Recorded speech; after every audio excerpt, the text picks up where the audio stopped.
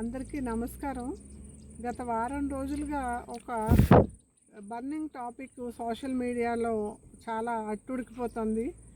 ఏంటంటే dark comedy పేరుతో ఒక జుగుప్సాకరమైన కొన్ని కంటెంట్లు క్రియేట్ చేసి అవి వాటిలో నుంచి హాస్యాన్ని పుట్టించినట్లుగా వాళ్ళు చేస్తున్నారు. కానీ అది హాస్యం అనిపించుకోదు. అవి చూస్తూ ఉంటే చాలా జుగుప్సగా అనిపిస్తుంది. ఎందుకంటే తండ్రి కూతుళ్ళు లేదా సొసైటీలో ఒక గౌరవప్రదమైన స్త్రీ తన భావాలని అందరితో పంచుకోవాలని సోషల్ మీడియాలో కొన్ని పోస్టులు పెట్టినా లేదా కొన్ని రీల్స్ చేసినా వాటి మీద కూడా వారి శరీరాన్ని లేకపోతే వాళ్ళ వైకల్యాన్ని లేకపోతే వాళ్ళ గురించి అసభ్యంగా మాట్లాడి దాన్ని హాస్యంగా చిత్రీకరిస్తున్నారు. ఇవన్నీ కూడా చాలా గర్హించవలసిన విషయాలు అన్నమాట. అయితే ఇది ఒక్క సోషల్ మీడియాకే పరిమితం కాలేదు.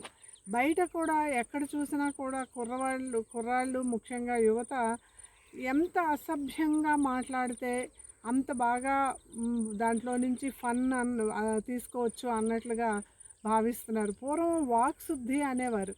ఎంత శుద్ధంగా మాట్లాడితే అంత అందంగా వినడానికి వినసొంపుగా ఉంటుంది అని భావించేవాళ్ళు. కానీ ఇప్పుడు ఏంటంటే ఎంత అసహ్యకరమైన పదాలు అన్ని భాషల్లోని ఉండే చెడు పదాలన్నిటినీ తీసుకొని వాటిని చాలా అలవోకగా వాళ్ళ సంభాషణల్లో ఉపయోగించడం అనేది ఇప్పుడు చాలా ఎక్కువగా కనిపిస్తోంది, వినిపిస్తోంది. నేను ప్రతిరోజు స్కూల్కి వెళ్ళే సందర్భంలో బస్ స్టాప్లో నిలబడాల్సి ఉంటుంది. సేమ్ అదే టైంకి ఇంజనీరింగ్ కాలేజీ, పాలిటెక్నిక్ కాలేజీ అబ్బాయిలు ముఖ్యంగా ఆ బస్ స్టాప్లో వాళ్ళు కూడా నిలబడతారు.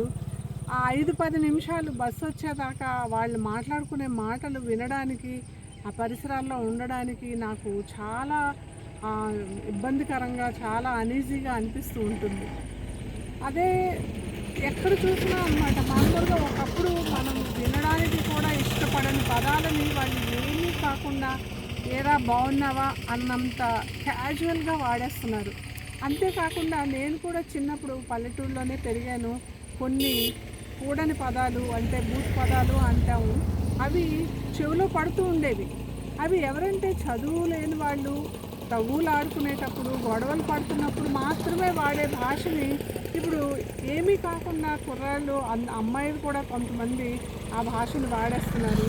ఇది ప్రతి చోట, అది హై స్కూల్ లెవెల్ కావచ్చు, కాలేజీ లెవెల్ కావచ్చు, బస్ స్టాప్ కావచ్చు, ఎక్కడైనా సరే ఇలాంటి సంభాషణలే మన చెవుల్లో పడుతున్నాయి. ఇది చాలా బాధాకరంగా కూడా అనిపిస్తూ ఉంటుంది ఒక్కొక్కసారి. మన భాష ఎటు వెళ్తుంది, ఏమవుతుంది అని.